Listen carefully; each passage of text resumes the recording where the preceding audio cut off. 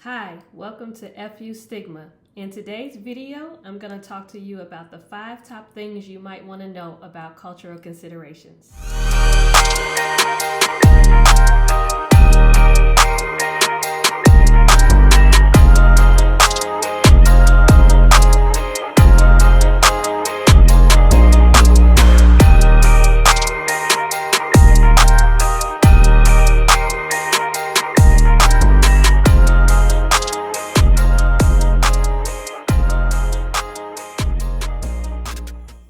Thanks so much for joining me today. Today's conversation is going to be about cultural considerations. If you see me look over, I'm just looking at my notes, so pay no mind to that. The first thing I want you to know about cultural considerations is that don't ignore differences. I get students all the time who say, I'm white and my client is black. Do I bring that up or do I act like it don't exist? You don't act like it don't exist. It does exist. If you tell a person of color that you don't see color, it really tells them, I don't see you. So we don't want to do that. We want to make a mental note of it.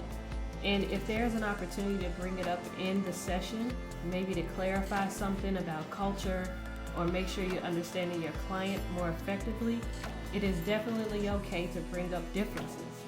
We all are different. Even if they look just like you, they're still different. They were raised by different people, brought up in a different environment, so it is okay to notice those differences. It is just more about the delivery, okay? The second tip is to ask questions to learn more about your client. So again, don't ever make assumptions that you know where your client come from and what they might believe in. I've had students that would have a client be like, well, they look just like me and we grew up in the same neighborhood, so they assume that they know their lives.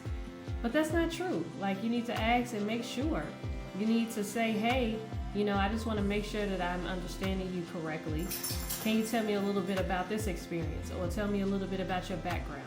It's okay to ask questions. You're not supposed to be a wizard or a psychic. You're supposed to just be there to get to know your client authentically. Tip 3. Familiarize yourself with the client's culture after you've had the first session. So let's say you have a client that maybe practices a religion that you're not familiar with or is from a different ethnic background. After the first session and you get a good idea from the client what that ethnicity consideration is or what that religion is, or maybe they have a medical diagnosis that you're not familiar with, then you can go and do your research, but not until after the first session. First, understand what you're looking for.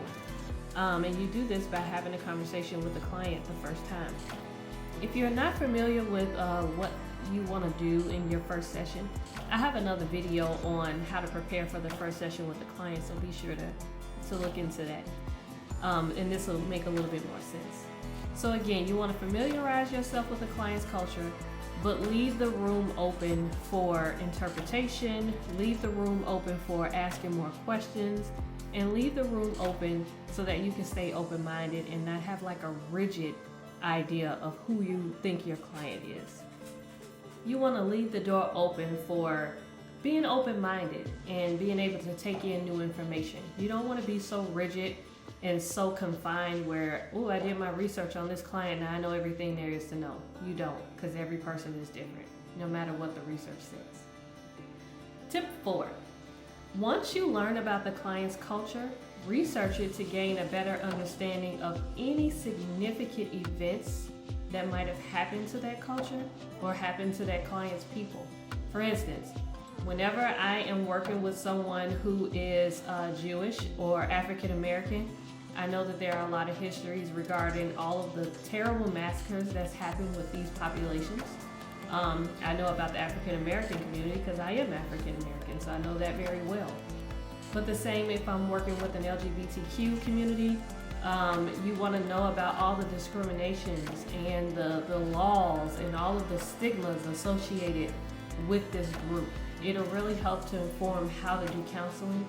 And you don't want to ignore that in a counseling session because it gets ignored, or there's a lot of stereotypes and myths associated with a lot of those things, and you don't want to add on to that or perpetuate it. So by doing your research, you're more aware of what might be going on systemically outside of the counseling session, and you can bring that into your work with your client. Finally, tip 5, allow the client to tell you what they want you to know about them. So what do I mean by that? You want to leave the door open to say, hey, we've had a great conversation today. I think I got a good understanding of who you are, your background, and your goals. Is there something I'm missing? Is there anything you want me to know that will be helpful so that as your therapist, I can help you to reach your goals as best as possible?